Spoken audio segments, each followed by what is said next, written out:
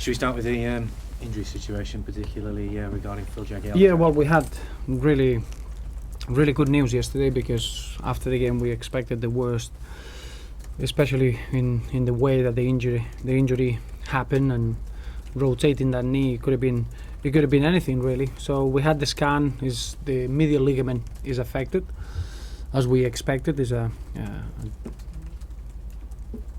an injury that is quite straightforward from that point of view, but there is no other damage in the knee. So the other structures, the meniscus, the cartilage, the cruciates are very, very strong, and probably is the least that it could be. So we're really looking forward to get Phil back into rehab and see how quickly we can get him back. Have you got any idea how long it's No, it's difficult. It's hard to tell, because the medial ligament depends about in what area is the damage and how quickly you can recover it. But at the moment we're going to make sure that we take the right course of treatment, and I wouldn't expect anything longer than 8 to 9 weeks. So it depends a little bit how we progress over the next few weeks. We got an international break in the middle, which is a good period as well. So hopefully he's not going to miss any other players too much of the action. Likely to come back, do you think? Well, obviously Brian Oviedo is fully fit, and it was very impressive with his performances with Costa Rica, and I think we got a lot of benefit out of that. He played 90 minutes in the under-21s at Goodison, so I expect him to be fully fit now. Kevin Miralles is back from the suspension and has been working really well, and everyone else, Tom Cleverley, got through the game with the under-21s well and is fully fit. He was on the bench against Arsenal, and I just feel that Leighton Baines, Tony Hibbert and Stephen Pienaar, they need a little bit longer before they can be considered for the squad. So what kind of a squad do you think you'll be picking for this Capital One Cup game then? Because some managers in many cases like to bring in some of the French players, but given the injuries that you've got, players coming back, etc. We always take the same approach. Every game is very important, and is making decisions, taking in consideration the levels of the players in training and how sharp certain players are looking, and measuring if other players that they've been playing a lot of games, they need a little bit of a rest. But it's more making sure that we got as strong as a team as we can to get a positive result and try to get through the next round. So it's not such a thing as just rotating for the sake of it, but it's important that we use the full strength of the squad in order to select a team that is going to be ready to cope with a game against the dynamic play that Norwich are going to bring at Goodison on Tuesday. So a very much similar approach that we had in the previous rounds, making sure that we got as strong as a team as we can, but be players that they are in good moments of form. There were a couple of talking points that kind of came out of the Arsenal game at the weekend. Gerard Deulofeu, for a start, you mentioned about him maybe looking to adjust his game to adapt maybe a little more to the culture of the Premier League. Is that something that you've spoken to him about since then? Of course, yeah. I think it's only natural. As a winger, you're going to get in those situations that you are 1v1 with defenders, and you get a lot of actions that there is contact. Now, that contact in Spain is given as a foul very quickly.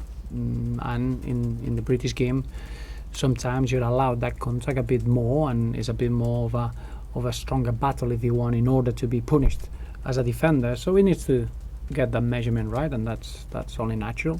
I think the biggest aspect of that is that Gerard Deulofeu is in a very, very good moment and really mature. He's come back with a very good mentality, and he's adapted quicker and better than I expected this season. So his performance against Arsenal carried a threat, and obviously there is things that he needs to still learn from what's needed in the British game, but that's only natural. That's going to come with games and playing time.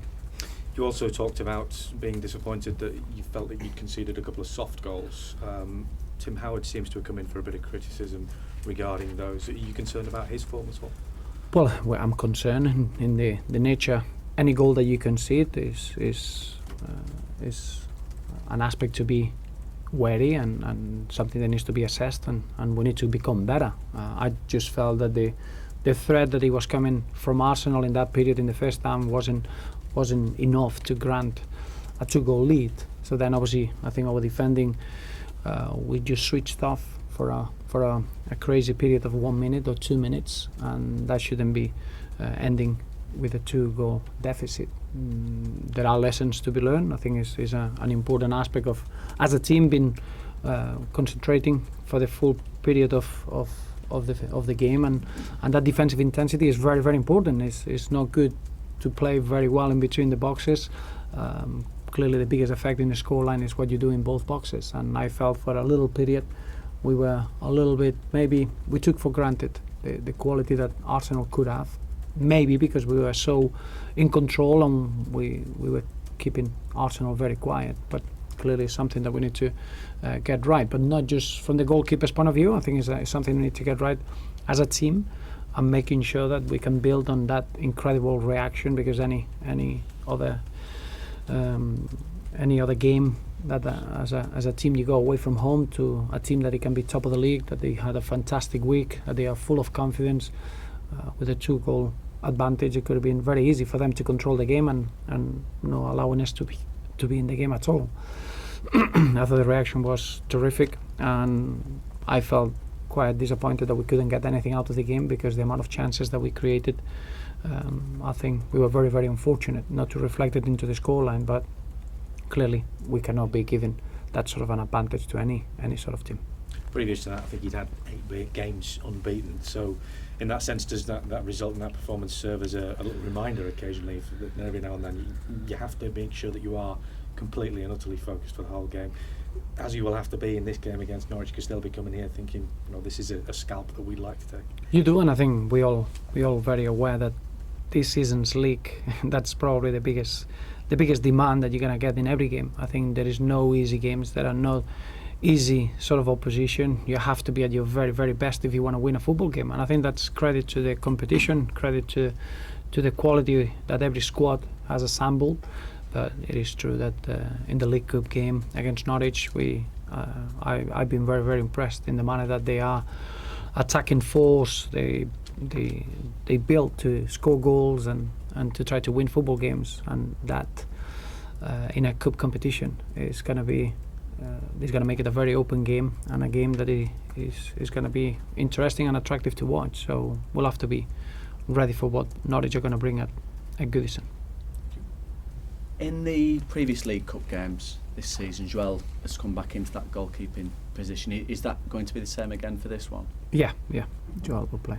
Will Tim is that welcome for him to be taken out of the spotlight at the moment, do you think? Or No. I think when you're talking about a young player, maybe you need to take those aspects in consideration.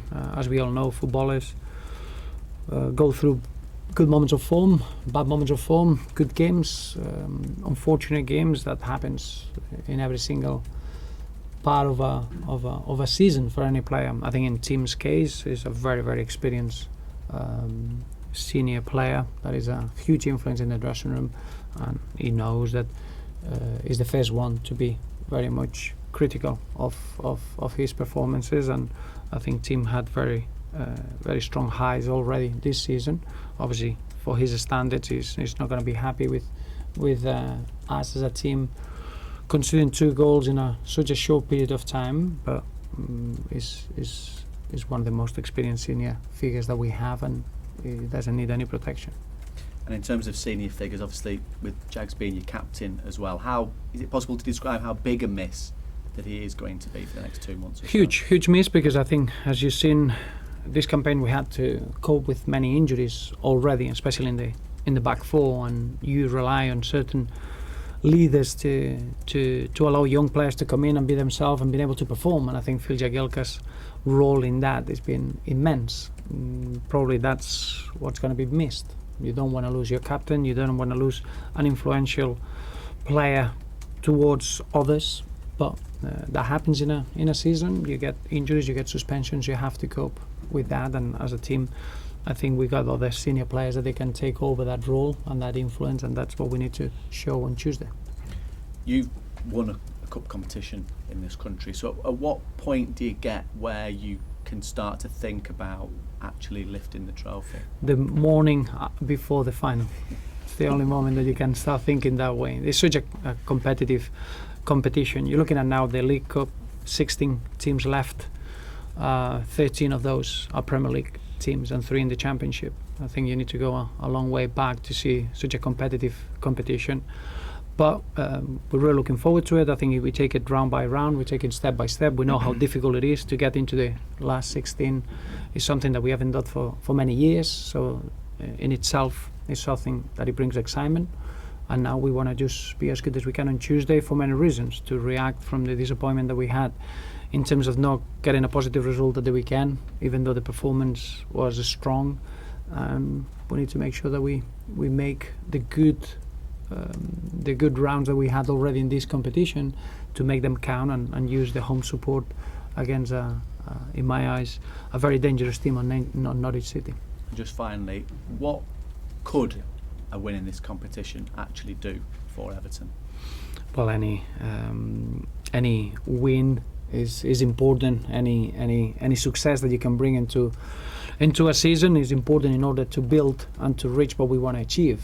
Remember, we got a long-term ambition to become a winning team, and clearly on the process, winning games and being successful is part of that. So it's nothing that we look into it now. The only thing that matters now is to try to get into the quarterfinals of this competition and make sure that we are as good as we can on Tuesday, nothing else.